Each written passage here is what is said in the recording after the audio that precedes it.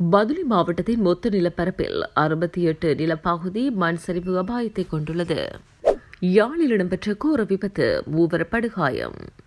எதிர்வரும் ஜனவரி மாதம் முதல் புதிய கல்வி சீர்திருத்தத்தை அமல்படுத்துவது நடைமுறைக்கு சாத்தியமில்லை. எதிர்க்கட்சித் தலைவர் சஜித் பிரேமதாச தகவல். கல்வி அமைச்சும் யுனிசெப் நிறுவனமும் இணைந்து நித்வா சூறாவளியினால் பாதிக்கப்பட்ட பாடசாலைகள் குறித்து ஆய்வுகள் முன்னெடுப்பு.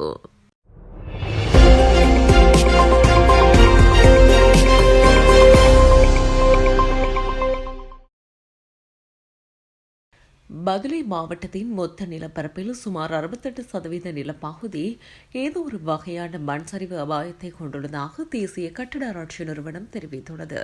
சீரற்ற வானிலை நிலவிய காலப்பகுதியில் பதுளை மாவட்டத்தில் மாத்திரம் 368 பிரதான மண் சரிவு சம்பவங்கள் பதிவாகியுள்ளதாக அந்த நிறுவனத்தின் பதுளை மாவட்ட புவியியலாளர் கர்சினி பெரேரா தெரிவித்துள்ளார். இந்த மண் சரிவு அபாயம் காரணமாக இதுவரை சுமார் 650 வீடுகள் அதி உயர் அபாய நிலைக்குள் உள்ளதாக கண்டறியப்பட்டுள்ளதாகவும் அவர் மேலும் குறிப்பிட்டுள்ளார். யாழ்ப்பாணம் டவாலி மூத்தநயினார் ஆலயத்திற்கு முன்பாக நேற்று தினம் இரவு 8:15 மணியளவில் இடம்பெற்ற கோர விபத்தில் 3 படுகாயமடைந்த நிலையில் ஒருவர் கவலைக்கிடம் என தெரிவிக்கப்படுகிறது. மானிப்பாய் போலீசார் கார் ஒன்றினை துரத்தி வந்துள்ளனர். அந்த கார் மூத்தநயினார் கோவிலுக்கு அருகாமையில் உள்ள தையல் கடை மற்றும் வேறு ஒரு கடையின் மீது மோதி விபத்துக்குள்ளாகியுள்ளது. இதன்போது தையல் கடையில் இருந்து கதைத்துக் கொண்டிருந்த 3 படுகாயமடைந்ததுடன் அவர்களில் ஒருவரது நிலை கவலைக்கிடமாக உள்ளதாக தெரிவிக்கப்படுகிறது. படுகாயம் அடைந்த 3 யாழ்ப்பாணம் போதனா வைத்தியசாலையில் சிகிச்சைக்காக சேர்க்கப்பட்டுள்ளனர். காரை செலுத்தி வந்த சாரதி மானிப்பாய் போலீசாரால் கைது செய்யப்பட்டுள்ளார். அத்துடன் 2 கடைகளும் 3 தையல் இயந்திரங்களும் சேதமடைந்துள்ளதாக தெரிவிக்கப்படுகிறது. மானிப்பாய் போலீசார் துரத்தி வந்ததாலேயே வேக கட்டுப்பாட்டை இழந்த கார் இவ்வாறு விபத்தை ஏற்படுத்தியதாக அங்கிருந்தவர்கள் தெரிவிக்கின்றனர். குறித்த இடத்தில் போலீஸ் விசேட அதிரடிப்படையினர் மற்றும் போலீசார் குவிக்கப்பட்டு பாதுகாப்பு பலப்படுத்தப்பட்டுள்ளது.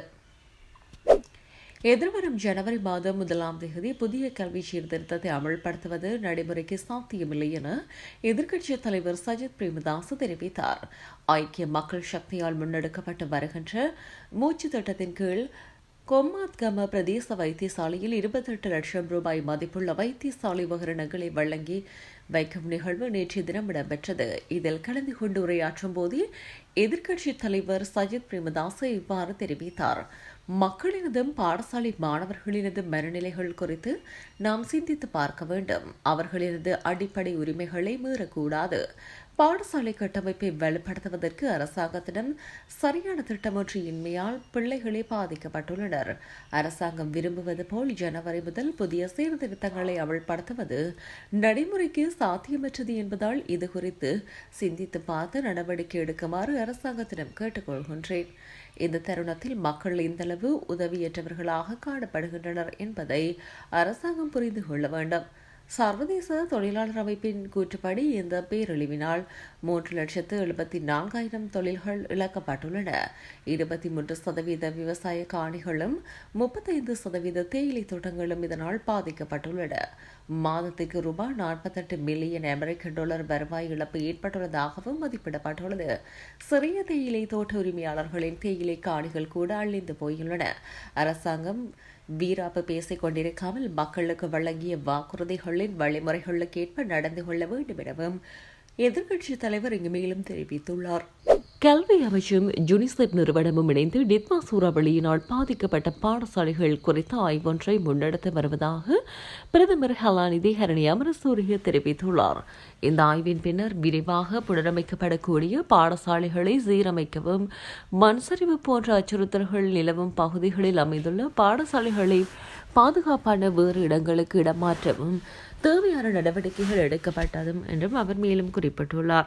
நித்வா சூறாவளியினால் சேதமடைந்த பதுளை மாவட்டத்தின் மீககவில தேசிய பாடசாலையை இன்று நேரில் சென்று பார்வையிட்ட பின்னரே பிரதமர் இவ்வாறு தெரிவித்தார்.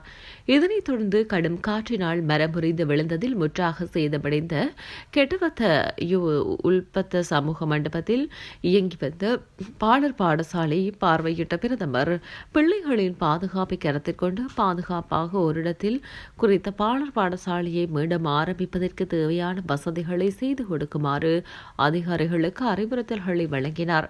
பாலர் பாடசாலை ஆசிரியர்களுக்கான கொடுப்பனவுகள் முறையாக வழங்கப்படுகின்றனவா என்பது குறித்து கவனம் செலுத்திய பின்னர் அனர்த்தத்தினால் தொடர்ந்து இயங்க முடியாத அளவிற்கு சேதமடைந்துள்ள பாலர் பாடசாலைகளை கண்டறிந்து அங்கு பணியாற்றும் ஆசிரியர்களுக்கு தேவையான கொடுப்பனவுகளை வழங்குவதற்கும் நடவடிக்கை எடுக்கப்படும் எனவும் உறுதியளித்தார். இதனைத் தொடர்ந்து மண் சரிவு காரணமாக கடும் சேதங்களுக்குள்ளான பசறை யூரி தமிழ் ஆரம்ப பாடசாலையும் பிரதமர் நேரில் சென்று பார்வையிட்டார். நாட்டில் நிலவும் அனர்த்த நிலைமை காரணமாக நீர்நிலைகளின் தன்மை மற்றும் ஆழம் மாற்றமடைந்துள்ளதால் இந்த பண்டிகை காலத்தில் நீர்நிலைகளை பயன்படுத்தும் போது பொதுமக்கள் மிகுந்த அவதானத்துடன் இருக்குமாறு சமூக மருத்துவ நிபுணர் சமிந்த ஸ்ரீதுங்க அறிவுறுத்தியுள்ளார். சுகாதார மேம்பாட்டு பணியகத்தினால் ஏற்பாடு செய்யப்பட்டிருந்த ஊடகவியலாளர் சந்திப்பில் கலந்து கொண்டு கருத்து தெரிவிக்கும் போதே அவர் இந்த விடயத்தை தெரிவித்தார். இது தொடர்பில் அவர் மேலும் தெரிவிக்கையில், நாட்டில் நிலவும் அனர்த்த நிலைமையுடன் நீர்நிலைகளின் கட்டமைப்பு மாற்றமடைந்துள்ளது. அவற்றின் தரைப்பகுதி மற்றும் ஆழம் மாறுபட்டுள்ளது. எனவே இவ்வாறான இடங்களை பயன்படுத்தும் போது எப்போதும் அவதானமாக இருங்கள். உங்களுக்கு தெரியாத நீர்நிலைகளில் இறங்கி நீராடவோ அல்லது அதனை பயன்படுத்தவோ முன்னதாக அங்கிருப்பவர்களிடம் கேட்டு தெரிந்து கொள்ளுங்கள். சில வேளைகளில் பழைய இடங்களாக இருந்தாலும் அனர்த்தங்களுக்கு பின்னர் அவற்றின் ஆழம் அதிகரிக்கக்கூடும். இதேவேளை பாடசாலை விடுமுறை மற்றும் பண்டிகை காலங்களை முன்னிட்டு வீதி விபத்துகள் மற்றும் ஏனைய விபத்துகள் ஏற்படுவதற்கான அதிக வாய்ப்புகள் காணப்படுவதால் அது தொடர்பிலும் அவதானமாக இருக்குமாறு வைத்திய நிபுணர் சமிந்த ஸ்ரீதுங்க வேண்டுகோள் விடுத்துள்ளார். கடந்த சில வருடங்களின் தரவுகளை பகுப்பாய்வின் அடிப்படையில் குறிப்பாக சாரதிகள், வாகனங்களின் பணிப்பவர்கள் மற்றும் பாதசாரிகளின் கவனஈனம் காரணமாகவே பெரும்பாலான வீதி விபத்துகள் ஏற்படுவதாக அவர் குறிப்பிட்டுள்ளார். அத்துடன் அனைவரும் தமது வாகனங்களை போக்குவரத்தில் ஈடுபடுவதற்கு முன்னர் அவை சரியாக இயங்கும் நிலையில் உள்ளனவா என்பதை உறுதிப்படுத்துவது அவசியம் எனவும் தெரிவித்தார். முல்லைத்தீவு மாவட்டத்தில் வைத்தியசாலையில் சிகிச்சை பெற்று வந்த 12 வயதுடைய சிறுமியொருவர் உயிரிழந்த நிலையில் அது தொடர்பான முறையான விசாரணை நடத்தப்பட வேண்டும் என முல்லைத்தீவு சிலாவத்தை மக்கள் கோரிக்கை விடுத்துள்ளனர். கடந்த 20ஆம் தேதி ஒவ்வாமை காரணமாக முல்லைத்தீவு மாவட்ட வைத்தியசாலையில் குறித்த சிறுமி அனுமதிக்கப்பட்டுள்ளார். பின்னர் கடந்த 21ஆம் தேதி அந்த சிறுமி உயிரிழந்துள்ளதாக தெரிவிக்கப்படுகிறது. வைத்தியசாலையில் சிறுமிக்கு வழங்கப்பட்ட தடுப்பூசியின் காரணமாகவே சிறுமி உயிரிழந்ததாக பிரதேச மக்கள் குற்றம் சாட்டுகின்றனர். சம்பவம் தொடர்பில் உரிய விசாரணை நடத்தப்பட்டு உரிய தீர்வு வழங்கப்பட வேண்டும் என பிரதேச மக்கள் வலியுறுத்தினர். இந்த நிலையில் உயிரிழந்த சிறுமியின் இறுதிக்கிரியைகள் நேற்றைய தினம் இடம்பெற்ற நிலையில் அவரது நண்பர்கள் சிறுமியின் உடலை சுமந்து சென்று சிறுமிக்காக நீதி கோரியிருந்தமை குறிப்பிடத்தக்கது. இந்திய வெளிவிவகார அமைச்சர் சுப்பிரமணியம் ஜெயசங்கரை கொழும்பில் சந்தித்த தமிழ் தரப்பினர் ஜனநாயகத்துக்கு விரோதமான கருத்துக்களை பதிவு செய்துள்ளதாக தமிழ் தேசிய மக்கள் முன்னணியின் தலைவரும் நாடாளுமன்ற உறுப்பினருமான கஜேந்திரகுமார் பொன்னம்பலம் தெரிவித்துள்ளார். கொழும்பில் நேற்றைய தினம் இடம்பெற்ற ஊடகவியலாளர் சந்திப்பில் கலந்து கொண்ட போது அவர் இந்த விடயத்தை தெரிவித்துள்ளார். தமிழ் மக்களின் சமஷ்டி கோரிக்கை தொடர்பில் இந்தியாவை தக்கவைத்துக் கொள்வது காலத்தின் தேவை எனவும் நாடாளுமன்ற உறுப்பினர் கஜேந்திரகுமார் பொன்னம்பலம் இதன்போது கூறியுள்ளார். நாடாளுமன்ற உறுப்பினர் கஜேந்திரகுமார் பொன்னம்பலத்தின் குற்றச்சாட்டு தொடர்பில் ஏனைய தமிழ் கட்சிகளின் கருத்துக்கள் எதிர்பார்க்கப்படுகின்றமை குறிப்பிடத்தக்கது. பதுளை மாவட்டத்தின் மொத்த நிலப்பரப்பில் 68 நிலப்பகுதி மண் சரிவு அபாயத்தை கொண்டுள்ளது. யாழில் இடம்பெற்ற கோர விபத்து, 3 படுகாயம். எதிர்வரும் ஜனவரி மாதம் முதல் புதிய கல்வி சீர்திருத்தத்தை அமல்படுத்துவது நடைமுறைக்கு சாத்தியமில்லை. எதிர்க்கட்சி தலைவர் சஜித் பிரேமதாச தகவல்.